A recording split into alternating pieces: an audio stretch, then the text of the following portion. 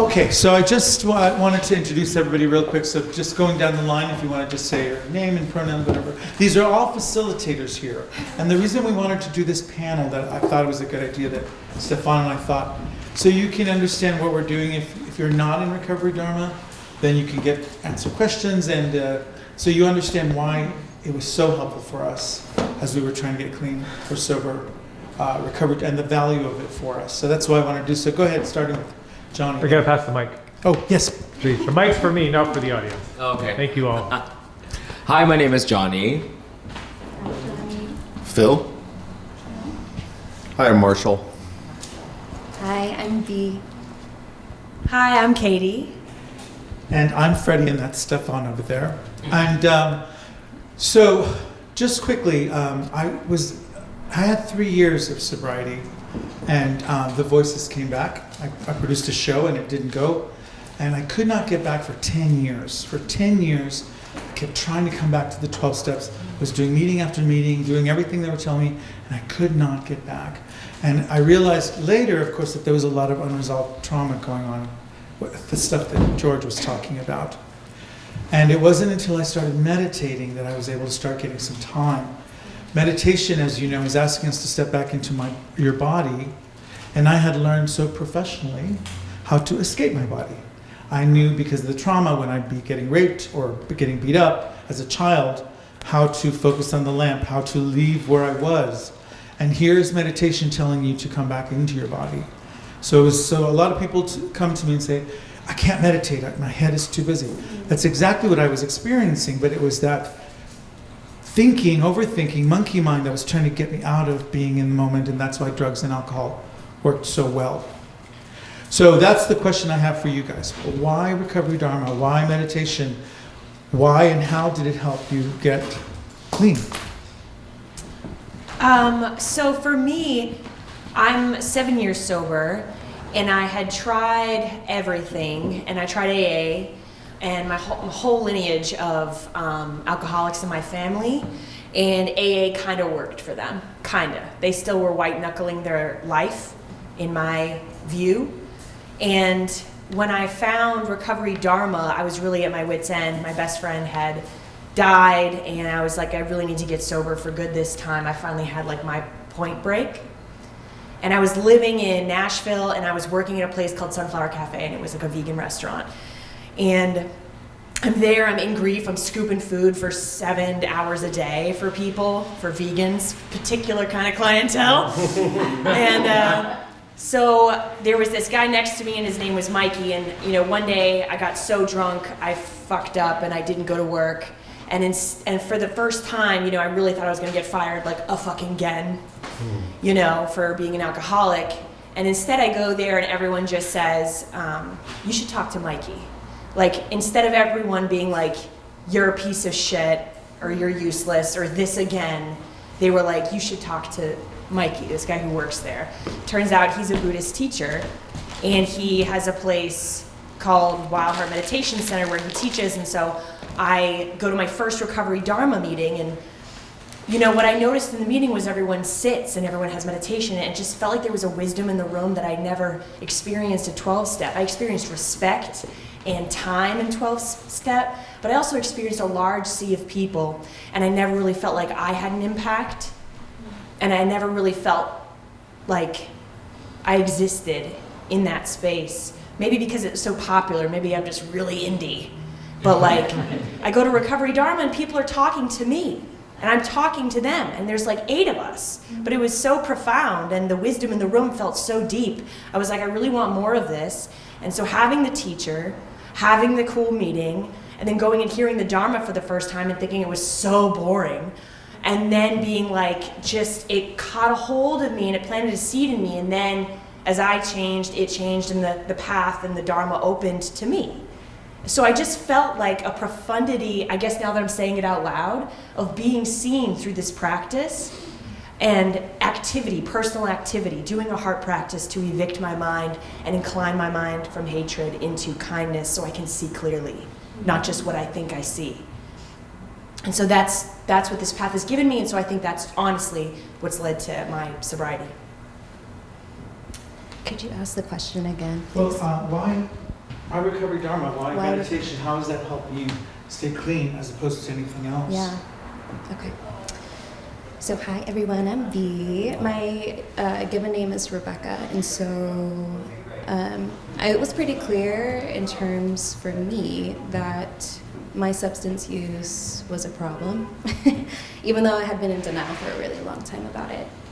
I was doing sobriety for about 2 years, white knuckling it, and really just living in isolation and just trying my best to get sober by myself. And alas, that didn't really work out. My life catastrophically blew up in the worst imaginable way. I just was not functioning anymore, and it really required me to come back home to LA. When I was in that white knuckling season, I was trying to do 12 steps. It wasn't quite for me. The reason why I go by B now is because I'm a queer and gender expansive person. So a lot of the things that I was stripping off of my evangelical upbringing, I had a lot of religious trauma stored in my body and stored into who I was as a person. And so stepping into 12-step programs was not a space that felt comfortable for me. It actually was pretty activating. A lot of the language or a lot of the undercurrents, and I don't say this to say that 12-step isn't a great resource, it definitely is, but just for me, earlier in my recovery, I couldn't sit in it. It just felt so hard for me to sit in it, and so I just didn't do work or program. And so my life blew up. I moved back home, and during that time when I was deconstructing my old faith, I was no longer Christian. I was left with no spiritual practices whatsoever. I had no tools to really navigate life, navigate traumas, navigate loved ones passing, navigate the stress of the world, and also just being a queer person in this nation. So I just serendipitously found the AT Center, and I was scrolling on TikTok. I know this is like a weird story, but I was scrolling on TikTok, and my friend had told me about the AT Center, because it's the queer center, queer sober center, and I was like, oh, I could check it out, but at that point I was like, oh, I don't even want to step back in a meeting, but it's clear I need to, And I was scrolling on TikTok, and like, I looked up like earlier in the day the schedule for the AT Center, and I was like, oh, there's a meeting tonight. I don't know what the fuck's Recovery Dharma is, but there is one at 6. And my TikTok just would not function after that. It just like stopped working. And so I was like, okay, it's not reopening. I can't dissociate. I guess I'm going to a meeting. I didn't know what Recovery Dharma was at all. I showed up and immediately felt at home, immediately felt at peace, immediately just felt at ease in my body, which I had never ever experienced before in a recovery meeting. And there's something so beautiful about being with other queer folks in recovery, just knowing that there's some stuff that I don't have to translate, just being myself and just having the wholeness of who I am seen was really, really needed. And not to say that doesn't happen in 12 steps, but that's why this space has been so wonderful and why Recovery Dharma has been so pivotal in my sobriety and recovery journey. Like I've said before, I think before I was doing sobriety, I wasn't doing recovery before. So yeah, that's why I chose Recovery Dharma. Thank you. I'm really nervous. Marshall. Why Recovery Dharma?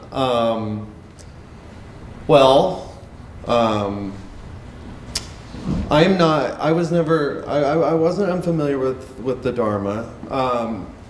As I'm sure a lot of people also can attest to. I come from a dynasty of alcoholics and substance users. And I use that word on purpose. It is a dynasty. And, my dad went through the 12-step program, and he found, after, going through that, he discovered the Tao, and he discovered the Dharma, and he found a yogi and everything like that. And this was long before I decided to get sober. Just like me, I grew up LDS, so there was a lot of that kind of, a Church of Latter-day Saints, Mormon, that is the LDS church. I'm getting a little ahead of myself. So,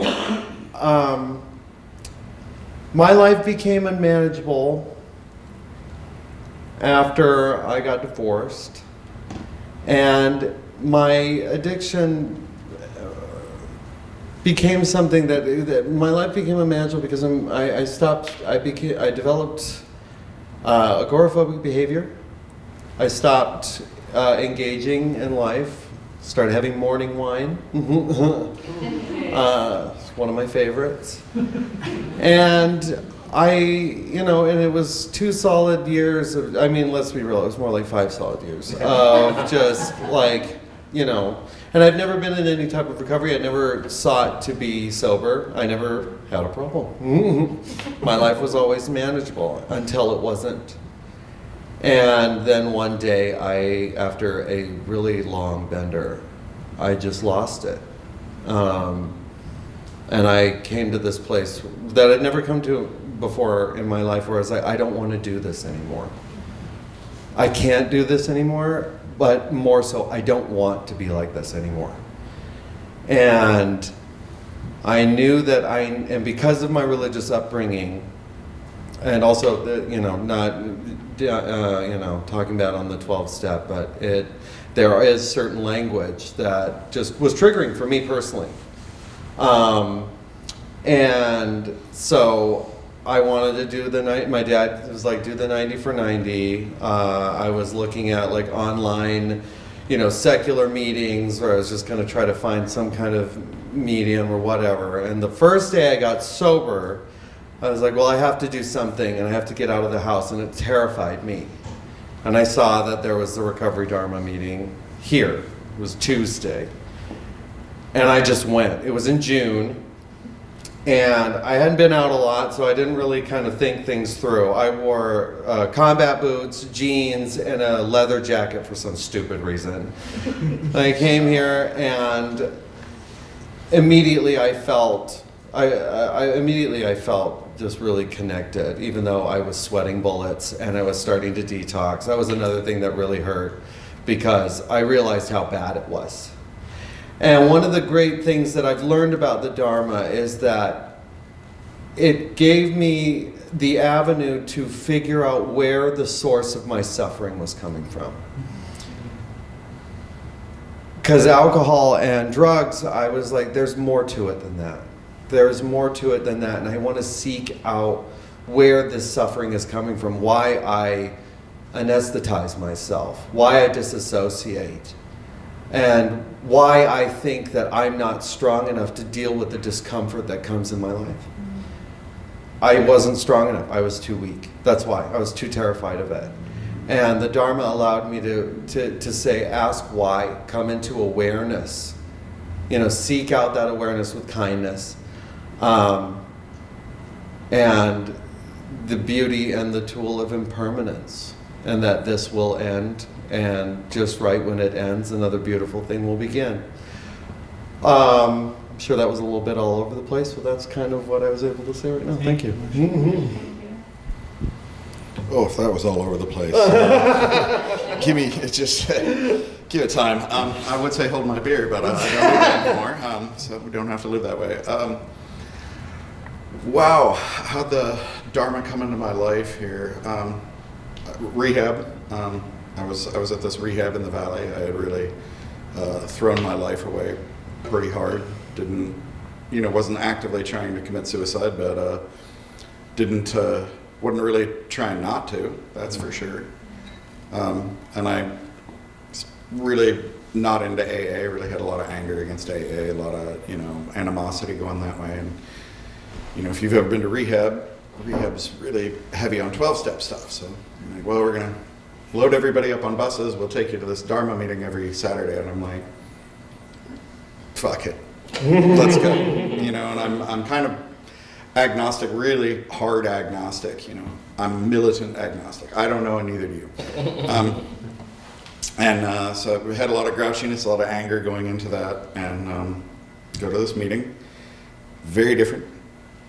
They gave us a free Recovery Dharma book. I met this really good dude, Brian, ginormous Filipino guy that resonated with me. Gave me his number. you know, and we talked, and yeah, this came into my life at this right way of looking at the world through this lens, and the Dharma is a way to see everything through this lens. You know, everything changes, and if you allow this into your life, the more you study this, the more you're able to bring yourself more to this. So it's not, for me, the Dharma isn't how can I bring the Dharma to my life. This is more how can I steer my life towards the Dharma. So I think of this as more like a lighthouse. How can I bring me to this? You know, and the more I steer myself in this direction, the more I can use the Four Noble Truths, the Eightfold Path as this guiding principles to steer myself towards, the better things get. You know, do I constantly fuck it up all the time? You know, and I always tell my clients this. I work at a rehab now. I tell my clients, it's like baseball. You know, if you can hit the ball, if you're a sports person, maybe I'm not in the right room. If you're a sports person, batting average of like 3.2 is really golden. So, you know, that's like, 3 out of 10 times you're hitting the ball. And if you can do that in your day-to-day life, if you can not lose your temper 3 out of 10 times, probably way ahead of 90% of the population, if you can not take that step towards anger 3 out of 10 times, if you can not fall down the rabbit hole of sadness and depression and doom scrolling on TikTok and all that stuff 3 out of 10 times, you do a really good job. And I've found this to be the way I can do that. And, you know, and I start connecting with people and started connecting with Vinnie Ferraro. I think somebody quoted Vinnie Ferraro earlier today, like, to become unfuckable with. You know, and I'm not quite there yet, but eventually I think I can get there. And I guess I'll close it with this. Buddha said the Dharma is good at the beginning, good in the middle, and good at the end. So it doesn't matter where you hit this in your life. I'm trying not to get choked up because it's easy for me to get choked up because it saved me. I would be dead, that's for sure. You know, and it's hard not to get emotional when here's the ingredient that came in and saved my ass. Yeah, it's good at the beginning, good at the middle, good at the end. That also applies to your life. So if you're like, well, I'm old, it's too late for me to start. The Dharma is also good in the end of your life. The Dharma is good in the middle sections of your life, it's good at the beginning sections. So if you haven't caught that yet, cool, give it time. There's not a bad time to get this. So yeah, that's where I'll end it. Thank you. Over to you. Hi, my name is Johnny. Why the Dharma? There's this great line from this book that my sponsor recommended to me. It's called The Untethered Soul. And Michael A. Singer, he says, consciousness is like the sun. It shines equally on everyone, right? But everyone has a different focus of awareness. And so for me, like, my focus of awareness was just myself. Like, my whole life I grew up as an only child. There's so much religious trauma. My mom has a mental, like I shared earlier, she has a mental illness. And it was just me, you know, and like Mary shared before, I was just a head, no body, disassociated. And I would ask myself all the time, like, if I know that this is bad for me, right? The alcohol, the drugs, the abusive relationships, why do I keep going to this? Like, I see my hand lock the door and go to the guy's house. Why? And I was desperate. I was so desperate to change. And my best friend, who I still talk to, he met Freddie and they started talking, and Freddie gave me a call and he was like, do you want to die? And no one had ever asked me that. And I was like, no, I don't want to die. And he's like, all right, so this is what we'll do. And It's a trick. yeah. So, you know, we went through several months, a year, I want to say, before I like once again hit rock bottom. And then that's when I was like, all right, I give up, I surrender. And Freddie took me to my first retreat, and then he brought me here. And the Dharma is the only practice, or I call it a philosophy, really, because like only thing that had ever acknowledged suffering. Like right in front of me, I was like, in life there is suffering, and I was like, finally. I was like, someone acknowledges this. I'm like, I grew up as an evangelical, and it was like, you are a good little boy, and then you do good until you get to heaven. But God forbid you trip, because then, you know, it's hell and wrath and whatever. And I'm like, damn, like, is that, like, that's my life, you know? And being gay and all these things, and the shame and the trauma, da-da-da. And now I'm like, there's another beautiful book that Freddie also recommended to me, the Four Agreements. And the one line that I took from there that I keep reciting to myself daily, I eliminate the judge and I release the victim. If there is no judge, right, because there is only one. If there is no judge, there is no victim. If there's no victim, there's no pity party, there's no, and then I'm just like, it all like evolves from there. And the last thing I'll say is that I love this practice because it entails just that. It's like, I don't have to be perfect. I can practice it. And, you know, there's a saying in the rooms, it's like, I don't pick up no matter what. And like so many people on the panel have shared, right? It's like the baseball analogy. It's like, you know, that's how I think of it. I'm like, all right, I call it a soft landing. If I can get to bed, right, like I look at my inventory from the day, and this is program talk, but if I can look at the inventory in the day and say to myself, all right, well, you're in bed, you're with your little doggy, and you're like, you're safe. It was a soft landing, right? And then I don't spiral downwards, or I avoid spiraling downwards, I drift upwards.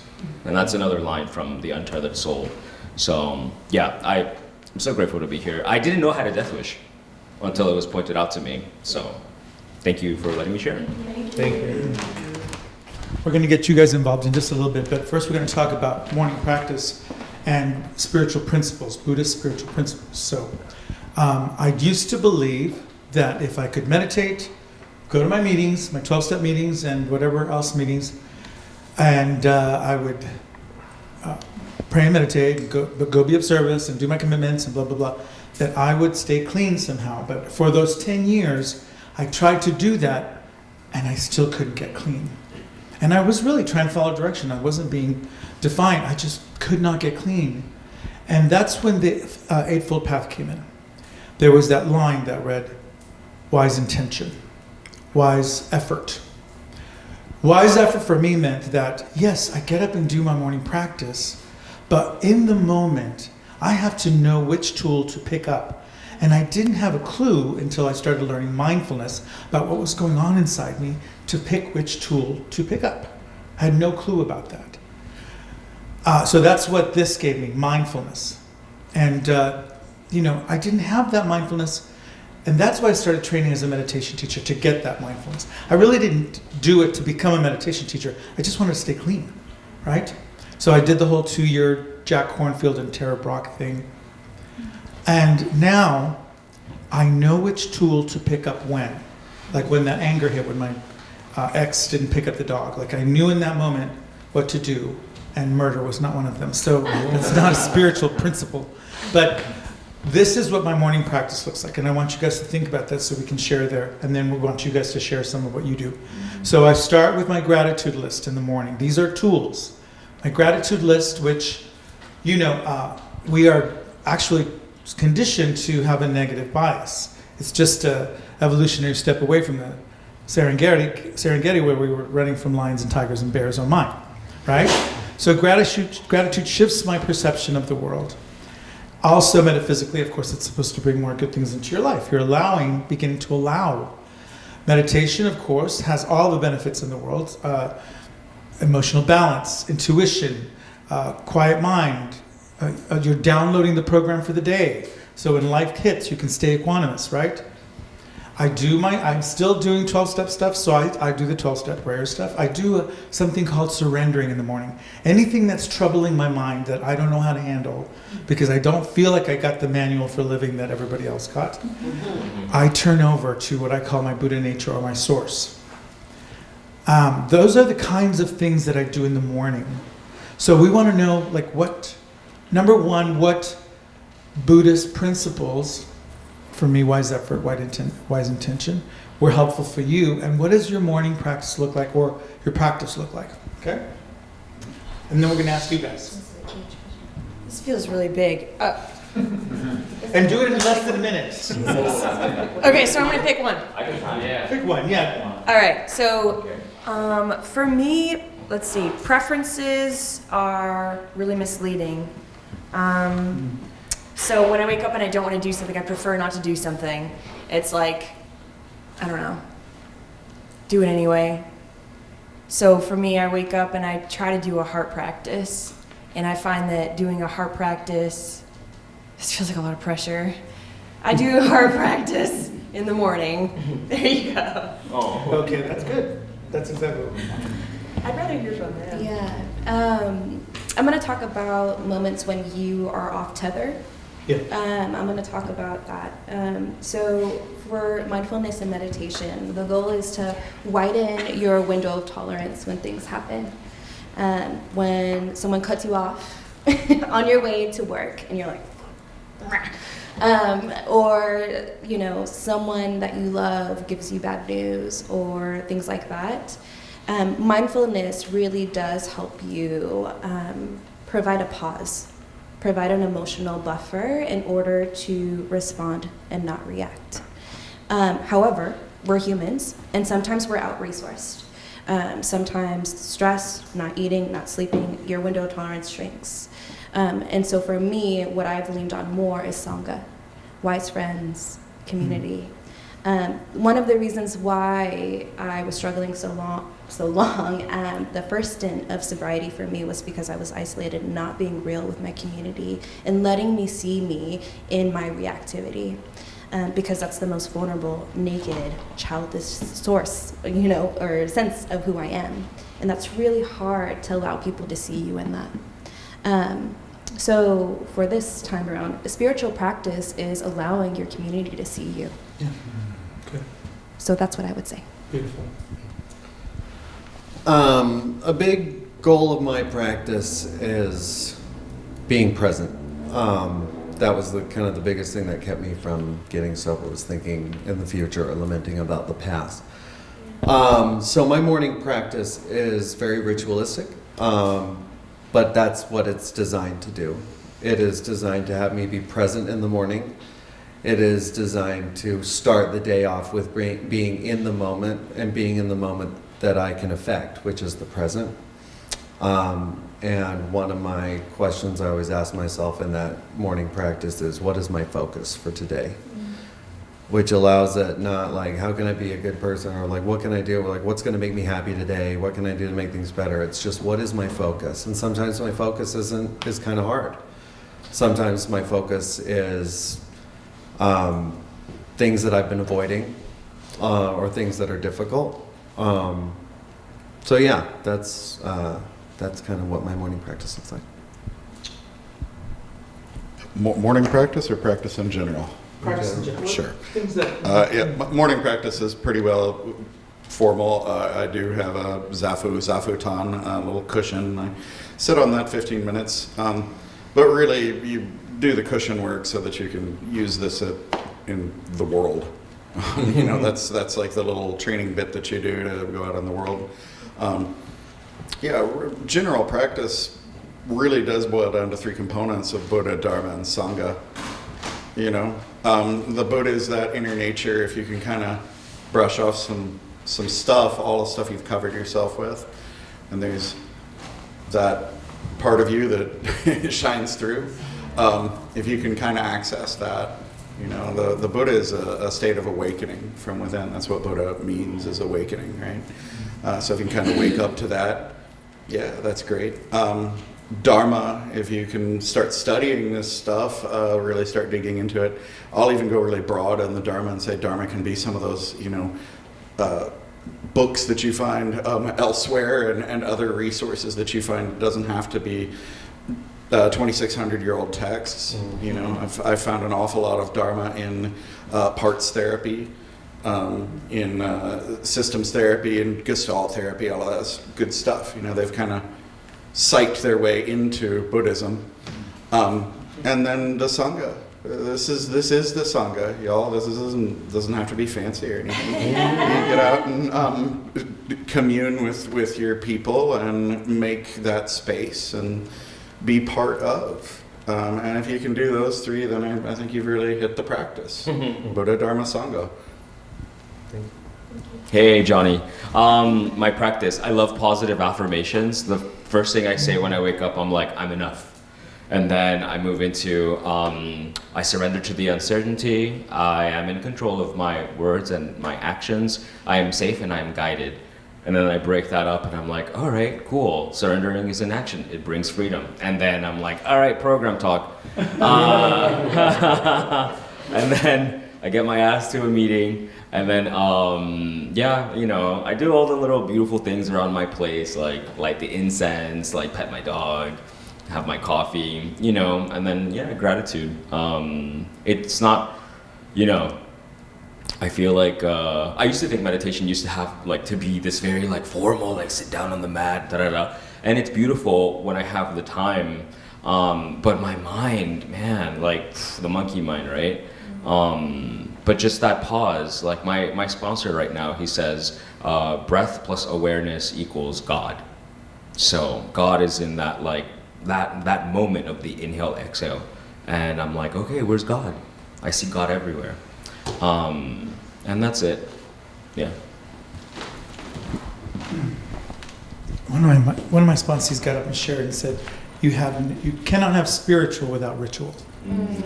I know that's what I said. That's my sponsee. I know, surpassed me already.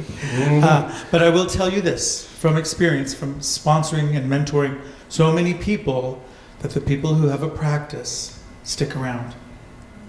The people that get up and do it in the morning and change their perception of the day already, do the affirmations, do the gratitude, do the Dharma, and the Sangha.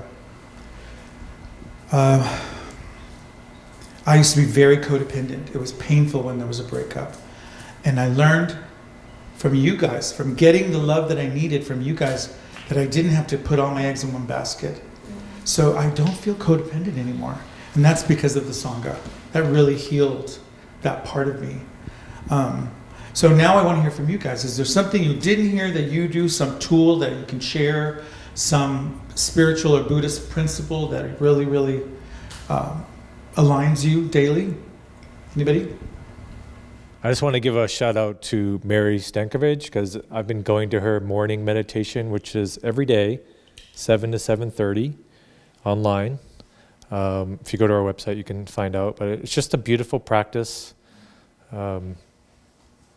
Honestly, sometimes I work at 8 a.m. And so between 7 to 7:30, I'm having breakfast, having coffee, doing this and that, getting dressed. And I'm just, camera off and just taking in the sounds, just having a mindful morning and embracing what is. Because, yeah, like what was said, sometimes I feel like I got to sit on my cushion, I got to do this, I got to do that, I got to have all these, formalities. And it's like, it's really meeting meditation where I'm at too. It's important to get into a flow and all that, but there are just so many kinds of meditation. And so much of it too is mindfulness, just being aware of where I'm at, checking in with how I feel in the moment, what's coming up for me, just being with all of me and breaking it into little parts. Thanks. So, please give a hand to our panelists. They will be here for you to ask questions and talk to. And let's take a 10-minute break while we set up. Can we help you set up?